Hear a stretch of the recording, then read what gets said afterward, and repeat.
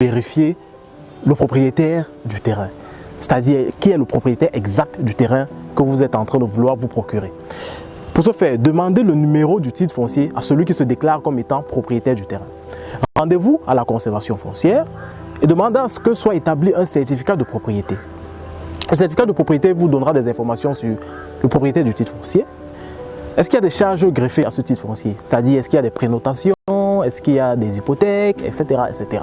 Une fois que cela est vérifié et que vous vous rendez compte qu'il n'y a pas de charges greffées au titre foncier, la prochaine étape, c'est de déposer une demande de morcellement. Alors, la demande de morcellement, c'est en vue d'obtention du dossier technique. Le dossier technique renferme les informations sur la superficie exacte du terrain. Un bornage sera effectué. Un procès verbal de bornage sera dressé et signé par des géomètres assermentés du cadastre. Une fois que cela est fait, la prochaine étape, c'est de demander un certificat d'urbanisme et d'accessibilité.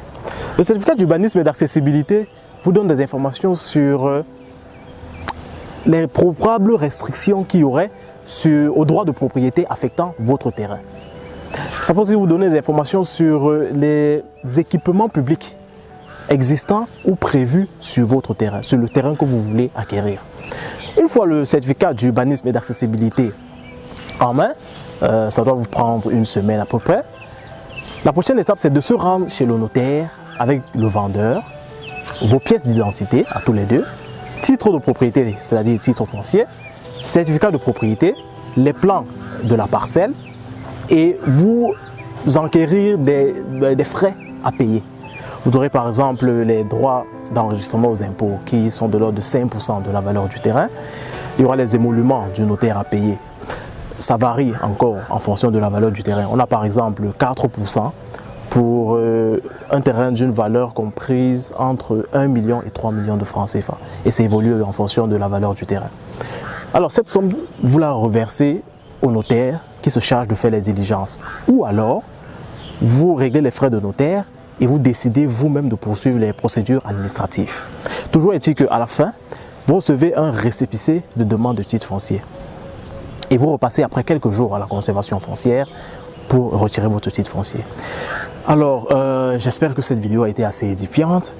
Si vous voulez avoir plus d'informations sur la procédure d'acquisition de terrain, le cas particulier du morcellement ou alors tout autre sujet relatant du domaine foncier, rendez-vous sur notre site internet www.foncierducameroun.com où vous aurez une vaste bibliothèque d'articles, de vidéos avec des sujets traitant du domaine foncier.